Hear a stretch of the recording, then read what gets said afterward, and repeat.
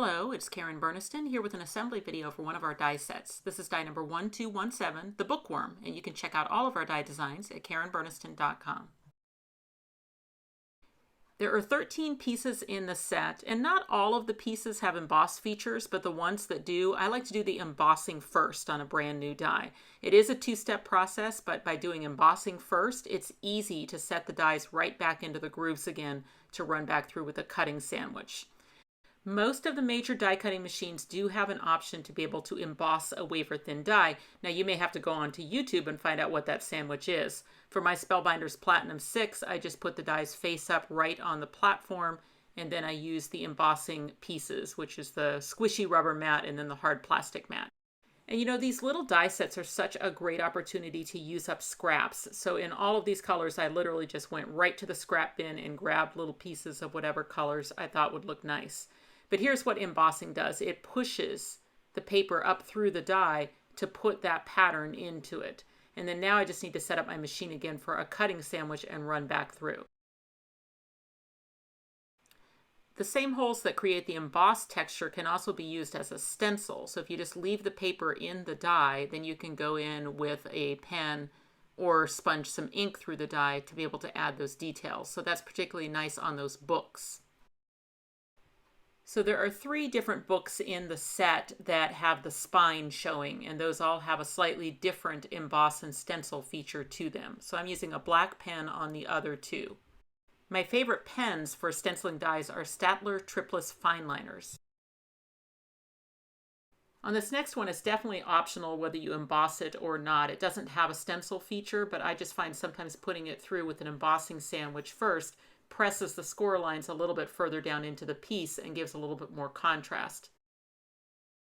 Then there is an oval in the set that creates the backer for the bookworm's head, and this is where the stencil is for the eyes. So what I like to do is just trace around the openings with a black pen, and then so that I can leave a little catch light, I just sketch in a little circle on each one of those openings. And then I just fill in the rest of it solid black. So that's just one way to get a black eyeball with a white catchlight, but you could certainly just fill it in completely black and then add the white catchlight with a gel pen if you prefer. On the Bookworm, there are a couple of stencil features as well. So one is to put some freckles on the Bookworm's body. So I'm going to do that with a black pen. And then the other stencil feature is the Bookworm's mouth, and I'm going to do that with a red pen. So just going in there and tracing the opening. The eyes are not stencils. Remember, I did the eyes on the white piece. The pieces that fall out of the eyes are actually the little hands for the bookworm. So don't lose those 2 little circles that come out of the eyes, because then you've got already the hands ready to go. And yes, I know, worms don't have hands, but they also don't have ears, and he's wearing glasses. So, you know, you're just going to suspend reality and live in the world of paper-crafted cuties. Okay, so now I'm loading up my die cutting machine with all of the other pieces that don't have an emboss feature on them and just need to be cut out of whatever color I would like. And then I'm going to try to do something a little time-savvy on the apple, which is to glue the green color to the red before die cutting and then just try to get the leaf and the stem over the green. And I'll use some temporary removable tape to hold that apple in place so that it doesn't move while die cutting.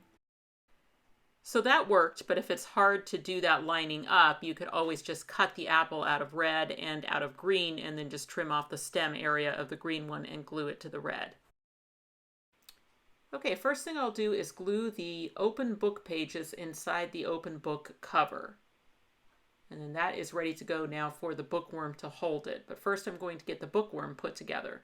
So all I need to do for the bookworm to add the eyes is add some glue to the back of his head around the eye openings. And then I can just put that down over that oval, and then depending on how I move the bookworm is where he will be looking. So you can kind of, you know, have him looking wherever you like. I'm going to just have those eyes centered in the opening so that he's looking straight ahead. Completely optional, but a little pink colored pencil for some rosy cheeks and maybe a black pen for some small little freckles is a cute look. To have the bookworm reading a book, just glue the book to the body And then you can just add a couple drops of glue on the sides where the hands would be. And then it's those pieces that came out of the eye holes that are used as the hands for the bookworm. So then I'm just going to glue them to each side of the book. For the glasses, I cut them out of black mirror card so that they would be shiny. And of course, those are optional as well, but he looks quite cute wearing those spectacles. And then another optional accessory would be the graduation cap. So there is a tassel, and you can kind of hook it over into the back or put glue on the front or both. And I used black mirror card for the cap and then some glitter paper for the tassel. For the apple, I'm just going to add a little catchlight with a white gel pen. And then the last thing to assemble would be the books that are on their side, and those are just a matter of adding the book cover spine pieces to the corresponding pages pieces, and that they will line up perfectly on those edges. So now I have 3 red books, and then if I repeat that in a couple other colors, then I'll have, in my case, some gray books and some blue books, and then I can just start mixing and matching those colors together, the different sizes, the different colors, the different types of books, to kind of create my stack. And you know how high it is, whether you have some leaned up against the side, you know, multiple stacks, apple on top, whatever you want to do to make your library for the bookworm.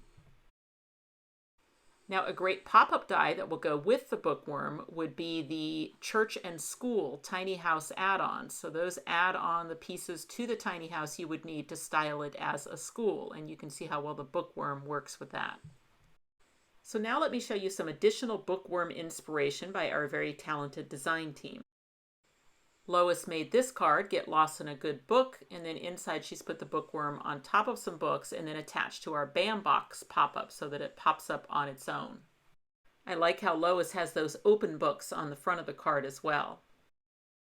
Jen Webster sprinkled in the books from the bookworm set and the apple into this very cute school card.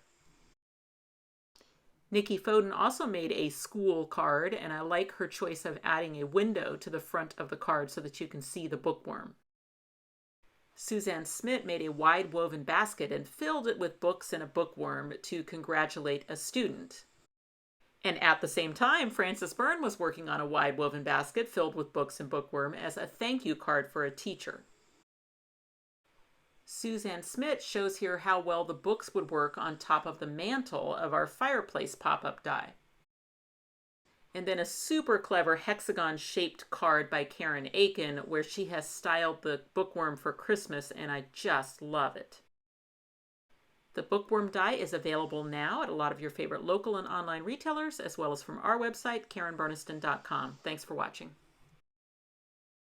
If you click on the website link, you'll go to KarenBurniston.com, where you can purchase these dies as well as find links to our other social media accounts.